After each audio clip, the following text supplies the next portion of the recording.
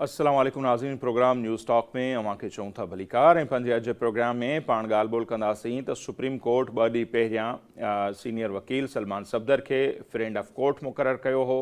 ख़ान साहब सां मुलाक़ात करे उनजो जाइज़ो वठी अदालत में रिपोर्ट जमा कराइण जो हुकुम ॾिनो हो। अॼु उहा जेका रिपोर्ट आहे उहा न रुगो जमा थी बल्कि पब्लिक भी कई वई आहे ऐं उन रिपोर्ट में इहो ॼाणायो वियो आहे त ख़ान साहब जी जेका हिकु अखि आहे उहा ज़ाया थी चुकी आहे या 85% उहा कमु न पई करे, जंहिंखां पोइ PTI वारा जेके आहिनि उहे काफ़ी हाणे एक्टिव थी विया आहिनि ऐं उन्हनि जेको आहे प्रेस कॉन्फ्रेंसूं बि अॼु कयूं आहिनि, ॻाल्हि ॿोल बि कई आहे। जेके अॻूणा जेलर हुआ उन्हनि ते इल्ज़ाम बि मढ़िया आहिनि त ख़ान साहब सां जेको कुझु थियो आहे उनजा ज़िम्मेवार जेके आहिनि उहे अॻूणा जेलर आहिनि। ऐं उन सां गॾोगॾु जेकॾहिं पाण ॾिसूं त सुप्रीम कोर्ट जो सभिनी खे इंतज़ारु हो त जॾहिं सलमान सफ़दर साहब या रिपोर्ट जमा कराईंदा त सुप्रीम कोर्ट जे तरफ़ां कहिड़ो हुकुम ईंदो। अॼु जेको अदालत जे तरफ़ां हुकुम आयो आहे उहो बि काफ़ी अहम आहे, जंहिंमें अदालत इहो ॼाणायो आहे त 16 फ़रवरी ताईं अॻूणे वज़ीर आज़म ऐं बानी PTI जो जेको आहे तिबी मुआइनो करायो वञे। 16 फ़रवरी यानी 4 ॾींहंनि जे अंदरि अंदरि सुप्रीम कोर्ट जो इहो हुकुम आहे त उन्हनि जो तिबी मुआइनो थिए ऐं उनखां पोइ ज़ाहिर जेको मुआइनो थींदो, जेका बि मेडिकल टीम ईंदी उहा जेका तजवीज़ ॾींदी उन बुनियाद ते जेको आहे बानी PTI खे कंहिं हॉस्पिटल में मुंतक़िल करे सघिजे थो या उनखे पंहिंजी रिहाइशगाह ते मुंतक़िल करे सघिजे थो या अञा वधीक जेकॾहिं सूरत हाल घणी ख़राब हुई त हू ॿाहिरि मुल्क बि वञी सघनि था। सो हीउ जेको कुझु थिए पियो, ख़ान साहब जेका सिहत आहे ज़ाहिर असीं दुआ करे सघूं था त उहे सिहतमंद हुजनि ऐं सभिनी जे लाइ इहा असांजी दुआ रही आहे ऐं ख़ान साहब जे लाइ बि इहा दुआ आहे। बहरहाल हीउ जेको कुझु थियणु वञे पियो, माण्हुनि जो इहो चवणु आहे त इहो जेको आहे इहो एतिरो नॉर्मल न आहे। अदालतुनि जो ईअं एक्टिव थियणु, ख़ान साहब जे सिहत जो एतिरो ख़्यालु करणु ऐं जेके हीअ रिपोर्टूं सभु कुझु मंज़र आम ते अचनि पियूं, इहे मामला एतिरा सवला आसान न आहिनि। आसान न आहिनि त इन्हनि जे पसे पर्दा छा कुझु थी रहियो आहे, छा उहो पुराणो मंज़र रिपीट थिए पियो जंहिंजो पाण गुज़िरियल प्रोग्राम में बि ज़िक्र कयोसीं। जॾहिं ॾिठोसीं त मीडिया अचानक सां एक्टिव थी वई हुई, मियां नवाज़ शरीफ़ जी सिहत जे हवाले सां प्लेटिलेट्स मुसलसल किरंदा पिया वञनि। हर हेडलाइन TV चैनल जी इहा हुई त नवाज़ शरीफ़ साहब बसि अलाए छा उन्हनि खे थियणु वञे पियो। ॼण त सोशल मीडिया काफ़ी एक्टिव थी वई हुई, उनखां पोइ अदालतूं एक्टिव थी वियूं हुयूं ऐं उनखां पोइ हिकिड़ा बांड लिखाए करे उन्हनि खे ॿाहिरि वञण जी इजाज़त ॾिनी वई हुई ऐं पोइ हू मुसलसल अदालतुनि जे तलब करण बावजूदि बि ॿाहिरि कोन आया ऐं जॾहिं ॿाहिरि आया त इलेक्शन जो माहौल हो ऐं उन लाहौर में अची जलसा जुलूस कया। सो छा हाणे बि उहो साॻियो मंज़र जेको आहे रिपीट थींदो? जेकॾहिं रिपीट थिए थो त ख़ान साहब जी सियासत जो छा थींदो? उन्हनि इहे जेके 3 सवा 3 साल जेलनि में गुज़ारिया ऐं जेको हिकिड़ो बयानियो ठाहिण जी कोशिशि कई त हू नवाज़ शरीफ़ थियणु नथो चाहे या हू झुकण वारो न आहे, को इनारो न वठंदो, का डील न कंदो, त पोइ संदसि उन बयानीअ जो छा थींदो ऐं इहा जेका संदसि कुर्बानी आहे जेलनि वारी, जेका सख़्तियूं बर्दाश्त कयूं, उनजो छा थींदो? इन्हनि समूरनि मामलनि खे पाण जे प्रोग्राम में सम्झण जी कोशिशि कंदासीं। हींअर इस्लामाबाद वञा सीनियर सहाफ़ी आहिनि, तजिया निगार आहिनि ऐं एंकर पर्सन आहिनि शहनीला अमार साहिबा। उहे सस टेलीफोन लाइन ते मौजूदु आहिनि। पाण उन्हनि सां ॻाल्हि ॿोल कयूं था ऐं हिन समूरे मंज़रनामे खे उन्हनि खां सम्झण जी कोशिशि कयूं पिया कंदासीं त नेठि छा थियणु वञे पियो। मैडम, किस तरह देख रही हैं ये जो सियासी सूरत हाल बनती जा रही है पाकिस्तान की, स्पेशली खान साहब की सेहत के हवाले से? पहले खबरें आ रही थी, सुप्रीम कोर्ट में एक रिपोर्ट जमा हुई, उसके बाद सुप्रीम कोर्ट ने जो हुक्म दिया है कि 16 फ़रवरी से पहले खान साहब का तिबी मुआयना भी करवाया जाए। तो आने वाले दिनों में खान साहब के हवाले से आपको क्या कुछ नज़र आ रहा है? शुक्रिया नसीर साहब। बात यह है कि खान साहब जो हैं फॉर्मर प्राइम मिनिस्टर हैं, उस हिसाब से मेरा तो ख्याल है कि उनको तमाम सहूलियात मिलनी चाहिए इलाज की, जो उनका हक है और कोई भी उनसे ये सहूलियात नहीं ले सकता क्योंकि आईनी तौर पे भी और कानूनी तौर पे भी, अखलाकी तौर पे भी उनको ये तमाम सहूलियात मिलनी चाहिए कि अगर उनको कोई प्रॉब्लम है उनकी आंख को, तो वो उसका चेकअप होना चाहिए, उसका इलाज होना चाहिए। लेकिन ये सारी चीजें जो है ना बड़ी थोड़ी सी स्ट्रेंज लगती हैं कि अचानक से इस खबर का सामने आना, उसके बाद खान साहब की जो वकील जो है, कल उन्होंने कहा कि खान साहब बिल्कुल ठीक हैं, फिर आज आकर उन्होंने मीडिया को कहा नहीं मैंने तो ऐसी कोई बात की नहीं, मेरे से गलत मंसूब किया जा रहा है, मैं तो रिपोर्ट सुप्रीम कोर्ट में जमा करवाऊंगा।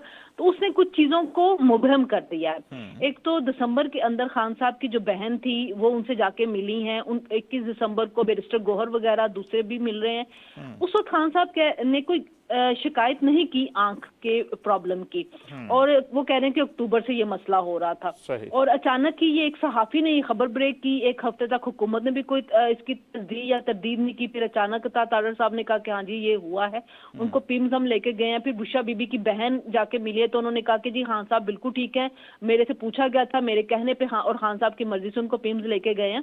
तो चीजें ऐसा लगता है कि जैसे किसी मामला किसी दूसरी डायरेक्शन की तरफ जा रहे हैं, जैसे किसी डील की तरफ जा रहे हैं, या इलाज के लिए उनको कहीं ना कहीं शिफ्ट किया जाएगा, ऐसी उनको रियायत दी जाएगी। क्योंकि खान साहब का ट्विटर अकाउंट भी खामोश है। खान साहब ने आज जनरल आसिम मुनीर के ऊपर कोई इल्जाम नहीं लगाया, वरना वो तो हर चीज का जिम्मेदार उनको ठहराते हैं। सही। और वो ये बात कहते हैं कि मेरे साथ कुछ भी हुआ तो मैं इसको छोड़ूंगा नहीं, लेकिन आज ऐसी कोई बात नहीं, सब इल्जाम जेलर के ऊपर डाल दिया गया। फिर अगर आप रिपोर्ट पढ़ें, उसमें दो बातें थी जिसके ऊपर कुछ शिकवा शिकायत हुआ है। एक ये कि गर्मियों के अंदर मुझे पंखा जो है वो गर्मी हो जाती है, हब्स हो जाता है, मच्छर काटते हैं, और ये सारे लीडरान के साथ ये था। ये तो मरीम नवाज भी ये बात कहती थी जेल के अंदर ये मसले हैं, नवाज शरीफ साहब भी ये कहते थे। दूसरा ये आंख की प्रॉब्लम वाला है, और उसमें भी खान साहब ने कहा कि 85% प्रॉब्लम हुआ है, लेकिन इसी 85% के साथ वो कह रहे हैं कि मैं डेली 1 घंटा कुरान की तिलावत भी करता हूँ, मैंने 100 किताबें भी पढ़ ली हैं। तो मेरा ख्याल में कि ये चीजें जो है कुछ इब्हाम इसमें है, इसमें फिर एक चीजें डिवाइड हो जाएंगी। क्योंकि खुद ही अलीमा खान भी कहती थी कि मेरे भाई बिल्कुल ठीक हैं, ये हमें डिस्ट्रैक्ट करना चाह रहे हैं, इसी वजह से ये चीजें फैलाई जा रही हैं, 8 फरवरी के एहतजाज से रोकना चाह रहे हैं। अब आज अलीमा खान जो थी वो रो रही थी काफी इस पे ज्यादा। तो हुकूमत के एंड पे तो ये होना चाहिए कि वो हर तरह के जो शुकूक व शबाहत है उनको दूर करें और लाजमी इलाज करवाएं, उनके डॉक्टरों तक उनको रसाई दे ताकि चीज सामने आ जाए। लेकिन फिर भी चीजें जो हैं वो ठीक इस तरह अगर आपके कि हर चीज क्लियर है, शिफाफ है, सब कुछ ठीक है, वो नहीं है। कुछ ना कहीं कोई ना कोई को दाल पक रही है, कुछ हो रहा है। और जैसे हम देखते हैं थोड़ा पीछे माजी में जाएं तो ऐसे मंजर पहले भी नजर आए, नवाज शरीफ साहब का मामला हो, मीडिया में इसी तरह से एक हाइप बनी थी। क्या था सूरत हाल अब तक कुछ पता नहीं, लेकिन प्लेटिलेट्स अचानक से गिर गए, फिर अदालत ने मुदाखलत की, फिर बॉन्ड सिग्नेचर हुए, फिर वो बाहर चले गए। तो वही सीन मतलब हम कह सकते हैं कि रिपीट हो रहा है या कुछ अभी तब्दीली है? देखें, उसमें एक चीज ये थी कि इमरान खान के बारे में जो इस्टेब्लिशमेंट है वो ये रिस्क नहीं ले सकती कि उनको इंग्लैंड, अमेरिका इस टाइप के किसी मुल्क के अंदर भेज दें जहां पे उनको फ्रीडम होगा हर तरह की सियासत करने का, इंटरव्यूज देने का, और वो बड़े डैमेजिंग हो जाएंगे खासतौर पे इस्टेब्लिशमेंट के लिए। क्योंकि जब वो बाहर आएंगे, अगर वो इंग्लैंड जाते हैं तो पूरा मीडिया, इंटरनेशनल मीडिया, फॉरेन और आपका लोकल मीडिया सब उनके पास पहुंच जाएंगे इंटरव्यू करने के लिए। उस इंटरव्यू में वो क्या बोलते हैं, क्या बात करते हैं, वो रियासत कंट्रोल नहीं कर सकेगी, तो वो उनके लिए बड़ा मुश्किल हो जाएगा। ये हो सकता है कि उनको रियायत दी जाए तो ये हो कि उनको बनीगाला शिफ्ट कर दिया जाए, वहां पे उनका चेकअप होना स्टार्ट होना शुरू हो जाए, उनके अपने मालिज तक उनकी रसाई हो जाए और उनका इलाज शुरू हो जाए। यहाँ उनको फिर ऐसे मुल्क में भेजा जाए जहाँ पे सियासी तौर पे पाबंदी होती है, आप अपनी सियासी एक्टिविटीज नहीं कर सकते हैं। तो ये चीज जो है होगी तो ये इस्टेब्लिशमेंट के हक में बेहतर होगी, वरना फिर वो अगर वो किसी फॉरेन ऐसे यूरोपियन मुल्क के अंदर जाएंगे या इंग्लैंड जाएंगे तो वो चीजें जो होंगी वो फिर रियासत कंट्रोल नहीं कर पाएगी। और इस वक्त वो जो फोकस है फॉरेन पॉलिसी के ऊपर, टेररिज्म के ऊपर, और वो मुल्क के अंदर इकोनॉमी में स्टेबिलिटी लाना चाह रहे हैं, पॉलिटिकल स्टेबिलिटी लाना चाह रहे हैं, तो वो उनके लिए फिर बड़ा मुश्किल वो चीज हो जाएगी कि आप एक बंदा हर रोज आपके खिलाफ एक, जैसे कि वो जेल जाने से पहले भी कर रहे होते थे कि वो रोज बैठ जाएंगे मीडिया के ऊपर और इंटरव्यू देना शुरू कर देंगे या कौम से खिताब करना शुरू कर देंगे, तो आप उसको कितनी देर तक रोक सकेंगे। सही। अच्छा शर्मिला साहब, जिस तरह आपने थोड़े डाउट्स का इजहार किया, मुसलसल ऐसे ही तर्जे भी आ रहे हैं, खबरें भी, डाउट्स बढ़ते जा रहे हैं कि सोहेल आफरीदी साहब का अच्छा बच्चा बनना, कोर कमांडर हाउस जाना, 8 फरवरी को पुरअमन हड़ताल का होना, स्ट्राइक का होना, और फिर ये खान साहब के मामला। तो समझना ये चाहूंगा मैं, जैसे आपने भी थोड़ा डाउट जाहिर किया कोई नया एनआरओ, कोई डील हो रही है, तो अचानक हुआ क्या? क्यों तरह हम देखते हैं कि दोनों जो फरीकें थे, तहरीक इंसाफ हो या हमारे सिक्योरिटी एस्टेब्लिशमेंट, दोनों एक इंतहा पर पहुंचे हुए थे जिसको पॉइंट ऑफ नो रिटर्न भी कहा जा रहा था। DGI SPR ने खान साहब के लिए ये तक कह दिया था कि ये नेशनल सिक्योरिटी थ्रेट हैं, जहनी मरीज हैं। ये 2 माह पुरानी बात है अभी की नहीं। अचानक से इन 2 माह के अंदर ऐसा क्या हुआ कि ये मामला जो है बेहतरी की तरफ अभी जा रहे हैं या बर्फ पिघल रही है? देखिए, मैं अंदाजा ही लगा रही हूँ कि बर्फ पिघल रही है। हो सकता है कि अखलाकी बुनियाद के ऊपर उनको इतनी छूट दी जाए कि वो अपना इलाज करवा लें। उसमें सुहेल आफरीदी की अगर हम बात करें तो सुहेल आफरीदी शुरू से ही अच्छे बच्चे थे, वो एक उन्होंने अपना ऐसे ही परसेप्शन बनाया था जिसमें कोई ना कोई स्पीच कर देते थे और उस स्पीच से कोई फर्क नहीं पड़ रहा था। अगर वो पंजाब गए तो पंजाब में उनको वो रिस्पॉन्स नहीं मिला, कराची गए हैं तो आपने खुद वहां पे आप लोगों ने देखा होगा कितनी का आवाम किस तरह से निकली है। तो सोशल मीडिया के ऊपर हाइप ज्यादा क्रिएट होती है, ग्राउंड के ऊपर रियलिटी कुछ और है। आज भी अगर खान साहब की आंख से मुतल्लिक ये खबर आई है तो क्या आपको रोड पे लोग एहतजाज करते हुए नजर आ रहे हैं? ऐसा नहीं हो रहा कि लोग खुद ब खुद निकल रहे हों। बहनें जो हैं वो अडियाला के बाहर जाके बैठी रहती थी, वर्कर्स को पुकारती रहती थी, कोई भी नहीं आता था। सुहेल अफरीदी पिछली दफा जब आए हैं आगे 60-70 लोगों के साथ बैठ, खुद वजीर आला आया और उसके साथ 60-70 लोग थे सिर्फ, और रात को 2 बजे फिर वो भी वहां सुट के चले गए हैं। तो सुहेल अफरीदी जो है वो एक खानापुरी करते हैं क्योंकि जाहिर उनको वजीर आला बनाया इसलिए गया था, लेकिन आपको कहीं पे भी वो कोई ग्राउंड पे कुछ सॉलिड एहतजाज करते हुए नजर नहीं आते हैं। अभी 8 फरवरी का जो एहतजाज हुआ है उसमें खुद पीटीआई वालों ने कितना एहतजाज किया है, पीटीआई के अपने रहनुमाओं कितना जो है वो निकले हैं। हर जगह पे दुकानें खुली थी, संडे का दिन था, कुछ जगह पे बाजार बंद होते हैं, बिल्कुल लेकिन जैसे हम गौहर खान साहब की स्टेटमेंट देखते हैं, उन्होंने कहा कि खान साहब ने कहा है कि इस्लामाबाद की तरफ चढ़ दौड़ना नहीं है। मतलब वो जो एजिटेशन वाली पॉलिसी मुसलसल 3 साल से थी, उससे तहरीक इंसाफ अगर पीछे हटी है तो जाहिर सी बात है, जैसे आपने शुरू में कहा कि दाल में कुछ काला है, और फिर नरमी भी है। सुप्रीम कोर्ट अचानक से एक्टिव हो जाती है, लतीफ खोसा की जगह जो है सलमान सफदर साहब वो फ्रेंड ऑफ कोर्ट मुकर्रर होते हैं। 2 दिन के अंदर पहले रिपोर्ट के लिए कहा गया, अब 4 दिन के अंदर मतलब 16 फरवरी तक तिबी मुआयने की बातें हो रही थी। ये सब कुछ जो हो रहा है दोनों तरफ से हो रहा है, नरमी अगर देखी जाए तो इसके पसे पर्दा ऐसा क्या हुआ है वो समझना चाह रहे हैं। देखें, इमरान खान की तरफ से हो सकता है कि कुछ ये बात कही गई हो कि मुझे अगर आप रियायत देते हैं तो मैं कोई बात नहीं करूंगा, क्योंकि 21 दिसंबर से उनका ट्विटर अकाउंट भी खामोश है जी बिल्कुल, और आज भी उन्होंने कोई इस पे ऊपर बात नहीं की है। तो क्योंकि देखें, आसिफ जरदारी साहब ने एक बात कही थी कि 2 साल के बाद पता चलता है कि जेल क्या होती है। दूसरा, अवाम नहीं निकल रही है। इमरान खान साहब को जेल के अंदर तो यही बताया गया था ना कि आपकी बड़ी पॉपुलैरिटी, बड़ा सपोर्ट है।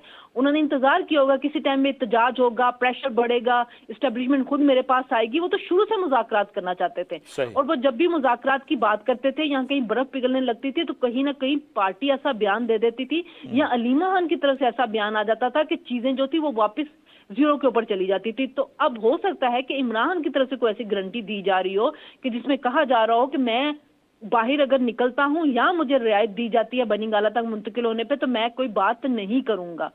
ये है, और हो सकता है कि एस्टैब्लिशमेंट की तरफ से भी ये रियायत दी जा रही हो अखलाकी बुनियादों के ऊपर, क्योंकि देखिए फॉर्मर प्राइम मिनिस्टर हैं, खुदा ना खास्ता उनको कुछ होता है तो उसके संगीन नताइज भी मुरतब हो सकते हैं। और अभी तक तो हम जुल्फकार अली भुट्टो वाला जो मामला वो आज तक कभी भी उससे बाहर नहीं निकल सके हैं। तो हो सकता है कि ये इन चीजों को देखते हुए कुछ ना कुछ मामला पीछे बैठ के तय किए जा रहे हो। लेकिन ये कहना कि इमरान को बिल्कुल छूट मिल जाएगी, बाहर आ जाएंगे, जलसे जुलूस करेंगे, ये सब कुछ नहीं होगा। जो चीज भी होगी बड़े लिमिटेड दायरे के अंदर होगी। सही। और आने वाले दिनों में जैसे बातें ये भी हो रही हैं कि मेमून खान अटकज़ई साहब और शहबाज शरीफ साहब की मुलाकात की भी खबरें हैं, उसके बाद मेमून खान या उनके जो दूसरे रहनुमा हैं उनके साथ कोई खान साहब से मुलाकात भी खबरें हैं। तो हम ये कह सकते हैं कि सूरत हाल बेहतरी की तरफ जा रही, वो जो मुसलसल एक एजिटेशन थी वो माहौल अब घटता हुआ या कम या ख़त्म होता हुआ नज़र आ रहा है सियासी मंजरनामे में? वो काफी ज्यादा जो है ना वो कम हो चुका है। ये पार्लियामेंट के अंदर बात करते हैं या मीडिया या सोशल मीडिया के ऊपर हाइप डालते हैं, ग्राउंड पे कुछ भी नहीं है। दूसरा बात ये है ना नसीर साहब कि देखें, जो एस्टैब्लिशमेंट है उन्होंने ऑपरेशन करना है दहशतगर्दी के खिलाफ, खैबर पख्तूनख्वा के अंदर करना है, बलोचिस्तान के अंदर भी वो फंसे हुए हैं, तो उनको अवाम की सपोर्ट चाहिए। तो तमाम पार्टियां अगर उनकी बैक के ऊपर होंगी तो उनके लिए ज्यादा आसान होगा। फिर और गजा के हवाले से भी खबरें थी ना कि जो पीस ऑफ बोर्ड बना है उसका पाकिस्तान हिस्सा है, फौज भेजनी है, वहां पर भी आवाम की सपोर्ट चाहिए। तो ये सारे अवामिल भी हो सकते हैं। यही मैं बात कहने लगी थी कि वहां पे भी वो जा रहे हैं 18 तारीख को वजीर आजम, तो आपको वहां पे भी अवाम की सपोर्ट चाहिए। जहां पे आप उलमा कराम से मिल रहे हैं, आप सियासी पार्टियों के साथ करें, तो वहां पे उनको पीटीआई की तरफ से चाहिए। अगर इमरान खान कहते कि आप एजिटेशन नहीं करनी, इस्लामाबाद पे चढ़ाई नहीं करनी, उनका ट्विटर अकाउंट खामोश है, सुहेल अफरीदी उस तरह से आगे नहीं होके कर रहे हैं, पार्टी उस तरह से नहीं आगे होके कुछ एहतजाज की तरफ जा रही है, तो इससे मुराद यही है कि दोनों साइड से ये चीज हुई है कि आप हमें सपोर्ट करें दहशतगर्दी के खिलाफ, गजा के खिलाफ, हम आपको कुछ रियायत दे देते हैं कि आप जेल से निकलें और जाके बनीगाला में बैठ जाएं। अच्छा, मेरा आखिरी सवाल होगा कि कुछ अरसा पहले पीटीआई का जो पार्लियामानी बोर्ड का इजलास हुआ था, उसके बाद जो गौहर खान साहब और दूसरे रहनुमाओं ने कहा था कि आए एक नया मीसाक जमहूरियत, उस पर बातचीत करें, पॉलिटिकल पार्टीज को कहा गया था। क्या आने वाले दिनों में इस तरह का कोई मंजर नजर आ सकता है कि जैसे पीपल्स पार्टी और नून लीग के दरमियान मीसाक जमहूरियत हुआ था, तहरीक इंसाफ या दूसरी पार्टियां भी उसका हिस्सा हों और नया मीसाक जमहूरियत बने पाकिस्तान के पॉलिटिकल मंजरनामे के हवाले से? देखिए, मुझे अभी वो चीज़ नज़र नहीं आ रही है, क्योंकि इमरान खान बात तो हमेशा यही कहते हैं कि मैंने एस्टैब्लिशमेंट के साथ करनी है, और अभी भी जो उनके मामला तय होंगे एस्टैब्लिशमेंट के साथ होंगे, लेकिन वो सियासी पार्टी और खासतौर पे नवाज लीग की तरफ वो नहीं आएंगे, पीपल्स पार्टी की तरफ भी वो नहीं आएंगे, क्योंकि अगर वो समझेंगे कि मेरा सियासी करियर है और मैंने मजीद इसके अंदर चलना है, तो फिर वो अपना जो एक नैरेटिव लेके चल रहे हैं कि ये सब करप्ट है, मैं इनके साथ कभी हाथ नहीं मिलाऊंगा, तो वो किसी मिसाक जमहूरियत के ऊपर इनके साथ नहीं आएंगे। आना होता तो बहुत पहले हो जाते। शहबाज साहब ने कैबिनेट में बैठ के कहा था कि आए बैठे हम मुज़ाकरात करते हैं, मैं वज़ीर आज़म के तौर पे आपको दावत दे रहा हूँ, तो उस वक्त भी उन्होंने कोई जवाब नहीं दिया है। फिर जिस तरह महमूद खान अचकज़ई को अपोजिशन लीडर बना दिया है और वो बैठ के हर वक्त एक्सट्रीम पॉइंट के ऊपर जा रहे होते हैं, तो मुझे लगता है कि एस्टैब्लिशमेंट के साथ कुछ मामला तय करके उनको कुछ सपोर्ट दे के, कुछ मामला फॉरेन पॉलिसी के ऊपर और दहशतगर्दी के ऊपर दे के कुछ चीजें मामला तय होंगे, लेकिन सियासी जमातों की हद तक अभी तक मुझे लगता है कि इमरान खान साहब के रवैये में लचक नहीं आई है, जो कि आ जानी चाहिए, क्योंकि अगर आपने सियासत करनी है और इस मुल्क के अंदर डेमोक्रेटिक चीजों को स्ट्रॉन्ग करना है, तो आपको सियासी जमातों के साथ ही मिलकर चलना चाहिए। यहाँ पे खान साहब का ये जो रवैया है, ये मुल्क के अंदर जमहूरियत को बहुत ज्यादा कमजोर कर रहा है। तो अगर उनके बिहेवियर को देखें, अगर उनकी सारी सियासत को देखें, तो मुझे अभी उनके और नवाज लीग के दरमियान कोई मिसाक जमहूरियत होता हुआ नजर नहीं आ रहा। ठीक, शनीला उमर साहिबा, बहुत शुक्रिया, आपने माली वक्त निकाला। नज़ीर शनीला उमर साहिबा जो मौक़िफ़ अवां जे साम्हूं आहे, उन्हनि खे पॉलिटिकल मीसाक जमहूरियत जेको आहे उहो थींदे त नज़र न पियो अचे। बहरहाल हू बि उन इम्कान जी ॻाल्हि कनि पियूं जंहिं ते मुसलसल पाण ॻाल्हायूं पिया त जेको कुझु थियो आहे को गैर मामूली यकीनन आहे, को ईअं आम रूटीन न आहे को सुप्रीम कोर्ट अचानक एक्टिव थी वञे, सिहत वारो खातो अचानक सां एक्टिव थी वञे, खान साहब जे लाइ वटसट थी वञे।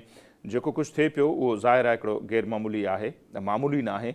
सो ॾिसूं था कहिड़ो रिलीफ उन्हनि खे मिले पियो। 16 तारीख़ ताईं मतिलबु 4 ॾींहं आहिनि, सुप्रीम कोर्ट चयो आहे तिबी मुआइनो थिए, तिबी मुआइने खां पोइ जेका रिपोर्ट ईंदी उनखे जवाज़ ॼाणाए उन्हनि खे इहा बि सिफ़ारिश थी सघे थी त भई उनजो इलाज जे लाइ, उनजे इलाज लाइ ज़रूरी आहे त उन्हनि खे हॉस्पिटल मुंतकिल कयो वञे। अॼु उन्हनि जे अॻवाननि जेका प्रेस कॉन्फ्रेंस कई, मुतालबो इहो कयो त अल-शिफ़ा पिम्स में एतिरियूं सहूलियतूं न आहिनि, अल-शिफ़ा उनखे मुंतकिल कयो, ऐं अल-शिफ़ा मुंतकिल थी सघनि था या उनखां पोइ हू घर मुंतकिल थी सघंदा। छा थिए पियो पाण उन ते वधीक ॻाल्हाईंदासीं। त वक़्तु पियो मुख़्तसिर ब्रेक शो, ब्रेक वठंदासीं, वापसि ईंदासीं ऐं हिन समूरी सूरत हाल ते पाण अञा वधीक ॻाल्हि ॿोल कंदासीं।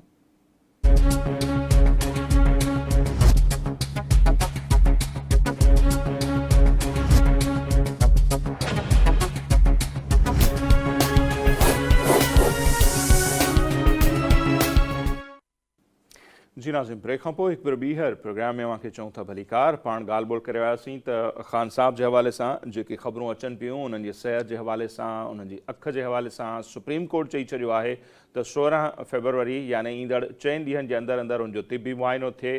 तिबी मुआइने खां पोइ छा थींदो, कंहिं हॉस्पिटल में मुंतकिल कयो वेंदो या घर मुंतकिल थींदा या ॿाहिरि बि वञी सघंदा इलाज जी गर्ज़ सां, या छा कुझु थियणु वञे पियो, ऐं हीउ जेको कुझु थिए पियो वाकई इहो रूटीन जो हिसो आहे या इन जे पसे पर्दा बि कुझु शयूं आहिनि, छाकाणि त उन ते बि खोड़ ॻाल्हियूं थियनि पियूं, मामला आहिनि छा, उन्हनि खे वधीक पाण सम्झण जी कोशिशि कंदासीं। सीनियर सहाफ़ी, तज्ज़िये निगार ऐं एंकर पर्सन अब्दुर्रज़ाक खत्री साहब जेके आहिनि उहे इस्लामाबाद मां जा वीडियो लिंक ते असां सां मौजूदु आहिनि, पाण वधीक उन्हनि खां सम्झण जी कोशिशि कयूं था। खत्री साहब, तमामु घणी महिरबानी साईं, अव्हां असांखे वक़्तु ॾिनो। कीअं था ॾिसो जेको कुझु थिए पियो, अॼु सुप्रीम कोर्ट में रिपोर्ट बि पेश थी सलमान सफ़दर जे तरफ़ां, ऐं ॿुधायो वियो त ख़ान साहब जी हिकिड़ी अख जड़ोकर ज़ाया थी चुकी आहे, जेका हिकिड़ी ॾाढी अफ़सोसनाक ख़बर बि आहे, ॾुखाईंदड़ ख़बर आहे। ज़ाहिर आहे मुल्क जा एॾा पॉपुलर लीडर आहिनि की को इनकार नथो करे सघे, अॻूणा वज़ीर आज़म आहिनि, हिकिड़ा इंसान आहिनि पाण, जेकॾहिं ईअं बि ॾिसूं खणी त। ऐं उनखां पोइ अदालत चयो आहे त 16 फरवरी ते उनजो तिबी मुआइनो थिए। तिबी मुआइने खां पोइ जेकॾहिं का अहिड़ी रिपोर्ट अचे थी त पोइ जो मंज़रनामो कीअं था ॾिसो, जेल खां ॿाहिरि हूंदा, हॉस्पिटल हूंदा, पंहिंजे घर या मुल्क खां ॿाहिरि, छा पियो मंज़रनामो नज़र अचे सर? महिरबानी नसीर साहब, मुझो ख्याल आहे त हिन रिपोर्ट जा 2-3 पासा आहिनि जेके डिस्कस करे सघजनि था। हिकु त इहो आहे त 85% अख इमरान ख़ान साहब जी अख कमु छॾे वई आहे। ठीकु आहे न, हिकु त ॻाल्हि इहा आहे। ऐं ॿियो अॼु सलमान अकरम राजा जेका सुप्रीम कोर्ट जी ॿुधणी खां पोइ मीडिया सां ॻाल्हि ॿोल कई, उनमें बि उन इहा ॻाल्हि कई त अक्टूबर खां इहो सिलसिलो हले पियो। हिकु ॻाल्हि इहा। अच्छा, ॿियो इन जे अंदरि जेका रिपोर्ट तव्हांजी नज़र मां ज़रूरु गुज़री हूंदी, उनमें हिकिड़ी ॿी ॻाल्हि इहा कई वई त जेको इमरान ख़ान जी खाइण पीअण जो जेको सिलसिलो आहे, शेड्यूल आहे, कीअं आहे, तरीक़ेकार छा आहे, कहिड़ियूं मशीनूं एक्सरसाइज़ जे लाइ आहिनि। हाणे उनखे में हिकिड़ी ॻाल्हि ॾाढी अहम आहे, उहा इहा हुई त जेका बि खाइण पीअण जूं शयूं वटसि अचनि थियूं, जेल में उनजो सॼो ख़र्च संदसि ख़ानदान भरे थो। यानी इन खां अॻु में अडियाला जेल जे सुप्रिंटेंडेंट पारां जेके प्रेस रिलीज़ जारी कई हुई, जेके शयूं चयूं हुयूं त देसी कुकड़ खाराया वञनि था ऐं सिंधी गे में हूंदा आहिनि ऐं इन क़िस्म जूं जेके ॻाल्हियूं हुयूं, इहो क्लेम कयो वियो हो त उहे सभु अडियाला जेल जेको आहे सो उनजी मैनेजमेंट उहो पंहिंजे बजट मां उनखे ॾिए थी। जेका सुप्रीम कोर्ट में अॼु रिपोर्ट जमा थी आहे, उनमें उहा कूड़ी साबित थी आहे। सही। अच्छा, अख जे हवाले सां ज़ाहिर आहे त पिम्स जो पहिरीं पिम्स में आंदो हुयो इमरान ख़ान साहब खे, उनखां अॻु में डॉक्टर खे उते घुरायो वियो हो। पर इन सॼे मामले खे मुंहिंजो ख़्यालु इहो आहे त जेको सुप्रिंटेंडेंट रखियो वियो हो, असल में उहो जी मुक़ररी थी इन बुनियादनि ते हुई तो इमरान ख़ान खे केतिरो नुक़सानु पहुचाए सघे थो। ज़ाहिर आहे त इमरान ख़ान जी तव्हांजे बकौल ऐं इनमें को इनकार बि कोन्हे, मुल्क जो पॉपुलर लीडर आहे, मुल्क जो अॻूणो वज़ीर आज़म बि रहियो आहे ऐं हिन वक़्तु जेल में आहे ऐं अहिड़नि केसनि में जेल में आहे जेके ख़ुदि तकरारी बणिजी चुका आहिनि। जीअं जंहिंमां वाज़े लॻे थो त सियासी इंतकाम जो निशानो बणायो आहे। ऐं टियों उनमें जो जेको अहम मामिलो आहे त सुप्रीम कोर्ट 16 तारीख़ ताईं चयो आहे त उनखे सॼो उनजो मुकमल तौर ते तपास कराए पोइ रिपोर्ट ॾिनी वञे। हाणे उन इन सॼी सूरत हाल में तव्हां अॼु नोट कयो हूंदो त मुख़्तलिफ़ हुकूमती साइड जा या इस्टेब्लिशमेंट जेके नैरेटिव रखण वारा असांजा एंकर्स आहिनि या ॿिया जेके सोशल मीडिया एक्टिविस्ट आहिनि, उन्हनि ॿ ॻाल्हियूं ते घणो ज़ोर ॾिनो आहे। हिकु त इहो त शायदि का डील थिए पई, इमरान ख़ान आज़ादु थिए पियो, हिकु त ॻाल्हि इहा। ऐं ॿी ॻाल्हि इहा त उन्हनि जो चवणु इहो हो त जेकॾहिं इमरान ख़ान आज़ादु थिए पियो थी, उहो ई साॻियो प्लेटलेट्स वारो मामिलो आहे जेको नवाज़ शरीफ़ सां थियो हो। पर ज़मीनी हक़ीक़तूं जेके ॿुधाइनि थियूं, जेकॾहिं इन क़िस्म जी सूरत हाल हुजे हा, हिकिड़ी ॻाल्हि आहे जेको ख़ुदि मुशाहिद हुसैन क्लेम कंदो रहियो आहे त गुज़िरियल साल यानी 24 में शायदि, सॉरी 25 गुज़िरियो, 24 में शायदि इमरान ख़ान नवंबर में आज़ादु थी वञे हा, पर उनखां पोइ हिननि को एहतिजाजी कॉल ॾिनी जंहिंजे करे उहो न थी सघियो। हाणे इन क़िस्म जी जेका सूरत हाल मूंखे लॻे नथी, इन करे उनजो सबबु इहो आहे त इमरान ख़ान जेकॾहिं आज़ादु थियो ऐं उनजी पाण फ़र्ज़ कयूं था थोरी देरि इन मफ़रूज़े ते त बेशक उनजी अखि ज़ाया थी वई आहे ऐं सुभाणे हू उन्हनि जे मथां को पटी चाढ़ाए अचे अवामी जलसनि में जेकॾहिं तकरीरूं करे थो, जलसा करे थो, त इहो उनजी हमदर्दी में इज़ाफ़े जो हिकु सबबु बणंदो। पर ॻाल्हि इहा आहे त जेकॾहिं पाण इन मफ़रूज़े ते बि ॻाल्हि कयूं त बाबा हू ईंदो ऐं ख़ामोश वेंदो, सो मूंखे लॻे नथो, छाकाणि त जेको उनजो रवैयो आहे या अॼु जेका उनजी सलमान सफ़दर जी रिपोर्ट आहे ऐं सलमान अकरम राजा जेका ॻाल्हि कई आहे, उहो रिपोर्ट में त एतिरो घणो कुझु कोन हुयो, पर ज़ाहिर सलमान अकरम राजा खे घणो डिटेल में ॿुधायो हूंदो त इमरान ख़ान छा चयो आहे। इन जे बावजूदि त उते ज़ाहिर आहे त जॾहिं इहो दौरो थियो आहे अडियाला जेल में, इमरान जेल जो ख़ान अमलो बि साहब जे मौजूदु हो, जेल जो, मीटिंग हॉल में ॿुधाइनि त था। उनमें सभु एजेंसी जा माण्हू मौजूदु हूंदा। सो सूरत हाल क्रिटिकल आहे। ऐं ॿियो त 27 तरमीम खां पोइ हिकु पहिरियों दफ़ो ईअं फील थिए थो त को सुप्रीम कोर्ट रिपोर्ट घुराई ऐं पोइ कोर्ट ऑफ फ्रेंड्स करे सलमान सफ़दर खे मोकिलियो। हाणे इनखे मुंहिंजो ख़्यालु इहो आहे त पाण फौरी तौर ते इन नतीजे ते नथा पहुची सघूं त को डील थींदी। इन करे त फ़िलहालु 8 फरवरी वारी जेको हिननि जो एहतजाज हुयो उहो को कामयाबु कोन थी सघियो आहे। ज़ाहिर आहे हुनमें कुझु ख़बरूं जेके अचनि पियूं, हुनमें घणा कारकुन गिरफ़्तार थिया ऐं हुते टॉर्चर बि थियो, इहे शयूं रिपोर्ट कोन थियूं, सवाइ सोशल मीडिया जे। सो इस्टेब्लिशमेंट वटि ईअं नथो नज़र अचे त को उन वटि को नरम गोशो हुजे ऐं इमरान ख़ान खे को स्पेस ॾियनि। इहा इन ॻाल्हि खां इनकार कोन्हे त हुकूमत ते प्रेशर तमामु घणो वधियो आहे।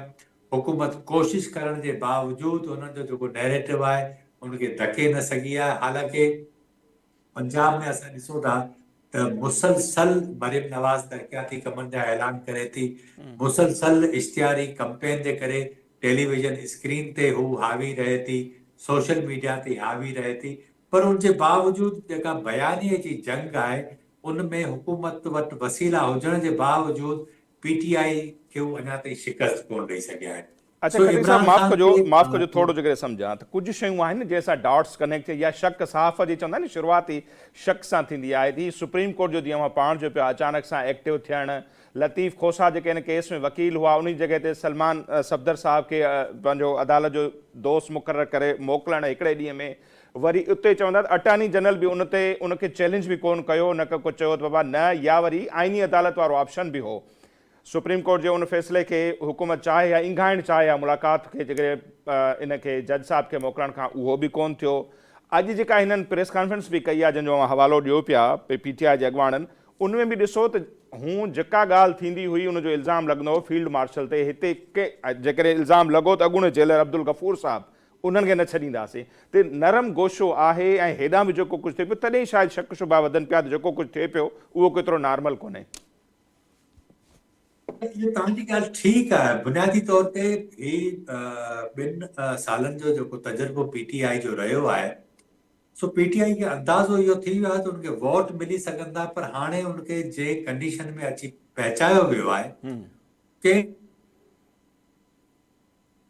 सही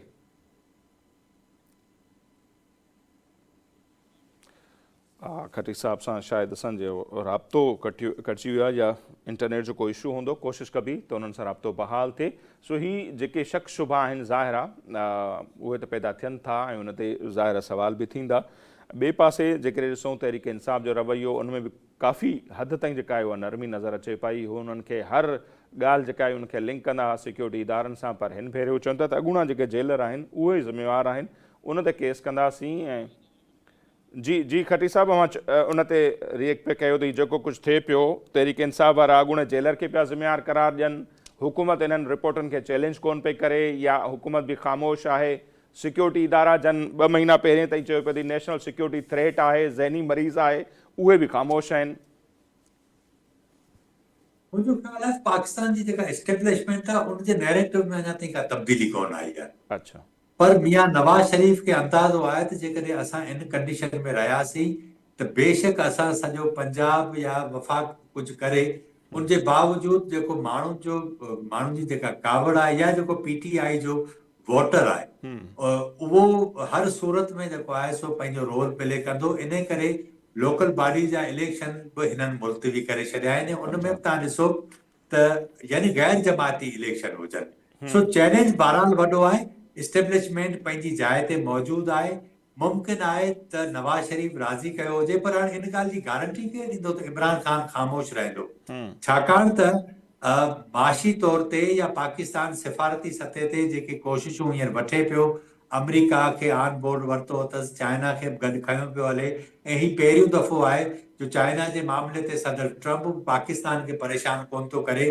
त इन सॼी सूरत हाल में पाकिस्तान सम्झे थो त जेकॾहिं ही वन साइडेड ट्रैफिक हले पई ऐं पहिरियों दफ़ो तव्हां ॾिसो एॾा वॾा फ़ैसिला थियनि पिया, गज़ा जो जेको पीस ऑफ बोर्ड आहे उनजे हवाले सां पाकिस्तान जी पार्लियामेंट खे हिननि एतमाद में कोन वरितो आहे। उनखां पोइ बि जेके वॾा फ़ैसिला थिया आहिनि उनमें पाकिस्तान जी पार्लियामेंट खे एतमाद में नथा वठनि। यानी पार्लियामेंट जो रोल इन सॼी डेमोक्रेटिक प्रोसेस या गवर्नमेंट में किथे बि नज़र नथो अचे ऐं नई पार्लियामेंट में केरु ॻाल्हि करे थो। हाणे महमूद ख़ान अचकज़ई या पीटीआई जी जेका सूरत हाल आहे ज़ाहिर आहे उनजो तजुर्बो कोन्हे या इन्हनि जे साम्हूं जेका हुकूमत आहे उहे तमामु घणा जुगादरी सियासतदान आहिनि। उन्हनि खां अलावा इस्टेब्लिशमेंट जे अंदरि जेके धुरियूं लीड कनि थियूं इन सॼी सिस्टम खे मौजूदा खे, उहे बि इमरान ख़ान उन्हनि जे गुड बुक में कोन्हे। बिल्कुलु उन्हनि रेड लाइन कढी छॾी आहे। सो हिननि खे अंदाज़ो आहे पॉलिटिकल रिजीम खे त जेकॾहिं इमरान ख़ान ॿाहिरि निकितो त अञा वधीक असांजे लाइ परेशानी पैदा थींदी। सो मूंखे लॻे ईअं थो त फ़िलहाल अञा स्टार्ट आहे। सुप्रीम कोर्ट ज़ाहिर आहे केॾी महिल बि यू टर्न वठी सघे थी। ऐं ॿी ॻाल्हि इहा त अखि जो मामिलो आहे, जेकॾहिं दिलि जो हुजे हा या ज़िंदगी खे को ख़तरो हुजे हा त शायदि हे सम्झनि हा त मुमकिन आहे त इमरान ख़ान जे लाइ को रस्तो कढनि हा। हा, इहा ॻाल्हि ज़रूरु आहे त मुमकिन आहे त हुनखे जेल मां कढी बनी गाला शिफ्ट कनि। सही। पर ॻाल्हि इहा आहे त जेकॾहिं बनी गाला सब जेल थींदो त उते ॿियनि माण्हुनि खे मुलाक़ात जी एतिरी एक्सेस हूंदी, ज़ाहिर आहे हुनजो जवाब त आहे त ईअं फौरी तौरु कोन थींदो। त सही। पोइ बनी गाला में हुजे या ही अडियाला में हुजे, बनी गाला में इहो हुनखे अहसासु त आहे त बाबा पंहिंजो घरु आहे, वेठो आहियां। सो इहे ॻाल्हियूं फ़िलहाल मुंहिंजो ख़्यालु आहे त फौरी तौरु पाण उन ते का राय नथा ॾेई सघूं जेसि ताईं सूरत हाल क्लियर थिए। मुंहिंजो बिल्कुलु। ख़्यालु आहे 16 तारीख़ खां पोइ पाण खे वेट करणु घुरिजे। 16 तारीख़ खां पोइ सुप्रीम कोर्ट जे रवैये खां पोइ पाण अंदाज़ो वधीक करे चिटो। सघंदासीं त छा थो थिए। बिल्कुलु। अच्छा सर, जीअं मां पाण ज़िक्र कयो न, जेके माण्हू साज़िशी थ्योरी ठाहिनि था उन्हनि जो बि इहो चवणु आहे त माशी सूरत-हाल तमामु घणी ख़राबु आहे। बलूचिस्तान में जेके हमला थिया उहे पाण सभिनी जे साम्हूं आहिनि ऐं ख़ैबर पख्तूनख्वा में जेको कुझु थिए पियो, चवनि था त बलूचिस्तान ऐं केपी में कंहिं वॾे ऑपरेशन जी तयारी बि थिए पई, आवाम जी सपोर्ट खपे। गज़ा में फ़ौज मोकिली पई वञे, जेको पीस प्रोसेस आहे उन ते बि आलमनि जो रवैयो या आवाम जो रवैयो, हेॾां तहरीक इंसाफ़ जो रवैयो, चवंदा त इहे सभु कड़ियूं आहिनि जिन खे मिलाए करे सिक्योरिटी इस्टेब्लिशमेंट इन नहेज ते पहुती आहे त हाणे तहरीक इंसाफ़ सां बि मामला बहितर कजनि, सपोर्ट हासिलु कजे त जीअं इहे सभु नतीजा हासिलु करे सघजनि। हिकिड़ी थ्योरी आई आहे। न, पख्तूनख्वा जे लाइ त इहा ॻाल्हि मञी सघिजे थी त बलूचिस्तान में त ज़ाहिर आहे पीटीआई जी त उते को एॾी अक्सरियत कोन्हे जो उहो रोल मेन प्ले करे सघे। ऐं बलूचिस्तान जो केस पीटीआई पख्तूनख्वा खां इन करे मुख़्तलिफ़ आहे त पाकिस्तान में हाणे अहिड़ो कहिड़ो सियासतदान आहे जेको बलूचिस्तान जे मामलनि ते उन्हनि सां वेही ॻाल्हाए ऐं इस्टेब्लिशमेंट जेका मुकमल फ़ैसिला साज़ कुवत आहे उन जे बेहाफ ते हू उन्हनि खे कुझु गारंटीज़ ॾे। सो उनजो त नज़र नथो अचे। यानी अख्तर मेंगल जो आसमा जहांगीर कॉन्फ्रेंस में कॉन्फ्रेंस जेका हुन ॻाल्हि ॿोल कई, उनखां पोइ 7 महीननि खां पोइ उनजो जेको आहे सो इस्तीफ़ा इस्तीफ़ा। हिननि मंज़ूर कई। इनखे छा सम्झिजे? यानी इहा इस्टेब्लिशमेंट जे चवण ते थियो आहे, न त इहा सीट उन्हनि ख़ाली करार कोन पई ॾिनी। यानी हिकिड़ो जेस्चर इहो हो त ठीकु आहे अख्तर मेंगल रिज़ाइन कई आहे पर असां क़बूल नथा करियूं। पख्तूनख्वा जो जेको मामिलो आहे उहो असल में डायरेक्ट अफ़गानिस्तान जे करे कनेक्ट आहे। हू इंडिया वारो मामिलो आहे जंहिंजे करे हिननि जाफ़र एक्सप्रेस ते गुज़िरियल साल जेको हमिलो थियो उनखां पोइ डायरेक्ट जंग जी सूरत हाल हुते अख़्तियार करे छॾी आहे। ऐं हिते फितनाल ख़वारत जो इस्तेमालु थिए थो, लफ़्ज़ इस्तेमालु थिए थो।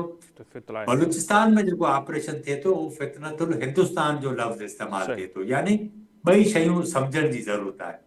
सो पीटीआई खे सियासी तरीक़े सां इंगेज करणु तमामु सुठी ॻाल्हि आहे। पर बुनियादी तौर ते अल्टीमेटली जेका ॻाल्हि आहे त इमरान ख़ान जी गारंटी केरु खणंदो त हू जेको आहे सो दुधड़ में पेर कोन हणंदो। यानी हिननि खे सही नमूने सां हुकूमत करणु ॾींदो। ऐं जेकॾहिं हुकूमत करणु ॾिए थो त इमरान ख़ान जी त पोज़ीशन तमामु घणी डैमेज थी वेंदी। सो इमरान ख़ान जेसि ताईं जेल में आहे उहो उनजे लाइ वधीक बहितर आहे। सही। जेल खां ॿाहिरि थो निकिरे त हुकूमत जे लाइ परेशानी इन करे वधंदी त हू ख़ामोश कोन वेंदो। इन करे त हुनखे तव्हां हेसि ताईं संद ज़ाल खे तव्हां गिरफ़्तार कयो, सभु शयूं थियूं, पर उहो झुकण जे लाइ तयार ई कोन्हे। त सही। हाणे जॾहिं जेको माण्हू झुके नथो, उनजी सभिनी खां नाज़ुक तरीन जेका कमज़ोरी हुई उहा संदसि घर वारी हुई। उनजे बावजूदि उहो झुकण लाइ तयारु कोन्हे। त पोइ हाणे तव्हां हुनखे कीअं हुनजी गारंटी केरु ॾींदो, केरु सम्झाईंदो? सही। छाकाणि त पीटीआई वारा समूरा जेके बि लीडर आहिनि उहे चवंदा बाबा इमरान ख़ान खे असां सम्झाए कोन था सघूं ऐं जेका उहो ॻाल्हि कंदो उहो यानी ॾोह ते लकीर आहे। सो इहा कंफ्यूजन ई इहा आहे न त इहो मामिलो सियासी ईअं थिए ई कोन आहे। बुनियादी तौर ते मामिलो आहे ई इमरान ख़ान जो। हाणे सही। हुनखे केरु सम्झाए? जनरल बाजवा पंहिंजे दौर में सभु मामला सिधा करे ॻाल्हि सम्झी वियो त इमरान ख़ान खे असीं नथा हलाए सघूं। नवाज़ शरीफ़ सां मामला सिधा कई, प्लेटलेट्स जो बहानो ठाहियो। फैसल वाबड़ा जहिड़े हमरा चयो टीवी चैनल ते त रिपोर्ट। मुंहिंजे कुते जा जेके आहिनि सो असां प्लेटलेट्स कढिया ऐं उनजूं टेस्टूं थियूं। त यानी इन क़िस्म जी सूरत हाल थी, जेके सभु शयूं अची वियूं आहिनि ऐं उनखे ॿाहिरि मोकिलियो वियो नवाज़ शरीफ़ खे। हाणे इमरान ख़ान जे लाइ त इहा सूरत हाल थींदी कोन, छो त हू त तयार ई कोन्हे केॾांहुं वञण जे लाइ। सो सूरत हाल नवाज़ शरीफ़ जी हिन जी में घणो फ़र्क़ु आहे। इन करे मूंखे इहा ॻाल्हि फ़िलहाल फौरी तौर ते हज़म ई नथी थिए त को इमरान ख़ान खे ही जेल मां कढंदा। मुंहिंजो ख़्यालु आहे जेकॾहिं जेल मां कढंदा त अञा वधीक परेशान थींदा। ठीकु है कटी साहब, तमामु घणी महिरबानी। जीअं पाण चयो त 16 तारीख़ काफ़ी अहम आहे। 16 फरवरी ते जॾहिं तिबी मुआइनो थींदो ऐं उनखां पोइ अदालत खे ॿुधायो वेंदो त छा मामिलो आहे, उनखां पोइ अदालत कहिड़ो हुकुम ॾेई सघे थी या जेकर ॿुधाए थो वञे त उन्हनि जो ज़ाहिर आहे इलाज जेल में त मुमकिन न आहे। जहिड़ा मामला ॿुधाया पिया वञनि पोइ उनखे अस्पताल मुंतक़िल कयो वेंदो, कुझु अरसे जे लाइ अस्पताल, उनखां पोइ घर वेंदा, घर खां ॿाहिरि वेंदा। इहे अहम मामला आहिनि ऐं मंज़रनामो काफ़ी जीअं कटी साहब चयो पिया त चिटो थींदो 16 फरवरी खां पोइ। सो पाण हुन ते ॻाल्हाईंदासीं। असांजो अॼु जो ही प्रोग्राम हिते पंहिंजी पुॼाणी ते थो पहुचे। असांजी इजाज़त, अलाह निगहबान।